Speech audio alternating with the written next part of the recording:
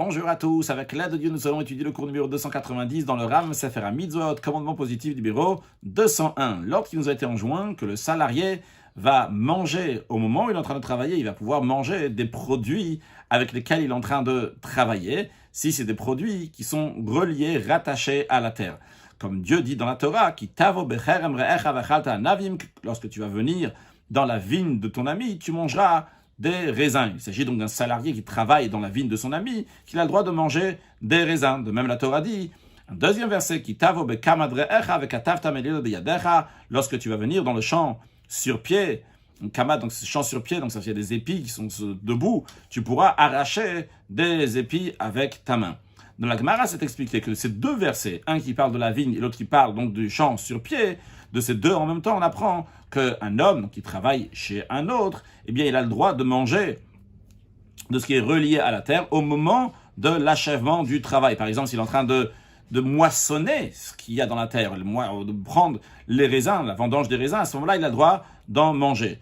C'est expliqué dans la Gemara, et que ça ne suffit pas, donc un seul verset sans l'autre. Dans le même esprit de ce qu'on a expliqué dans le commandement positif 140, que des fois, la Torah nous dit deux versets, parce que sinon, on n'aurait pas pu déduire entièrement donc, la mitzvah, donc on a besoin de deux versets qui se complètent pour nous expliquer tous les détails de la mitzvah. Alors le Ram nous dit, ici aussi, nous avons un commandement positif, qu'on comprend tous les détails de ce commandement positif avec ces deux versets-là. C'est quoi le principe que ces deux versets nous apprennent? C'est que celui qui travaille avec des produits qui sont rattachés au sol, qu'il a le droit d'en manger. Et il est dit clairement dans la Gemara, voici donc les ouvriers que d'après la Torah, que la Torah dit, qui mangent au moment où ils travaillent. Les lois de ce commandement sont expliquées dans le 7e chapitre du traité Baba Metzia. C'est expliqué dans la Chassidoute qu'il y a deux manières de servir à Kadosh Baruch Hu. Il y a lorsqu'on vient dans la vigne de notre ami, et lorsqu'on vient il y a des épis de notre ami.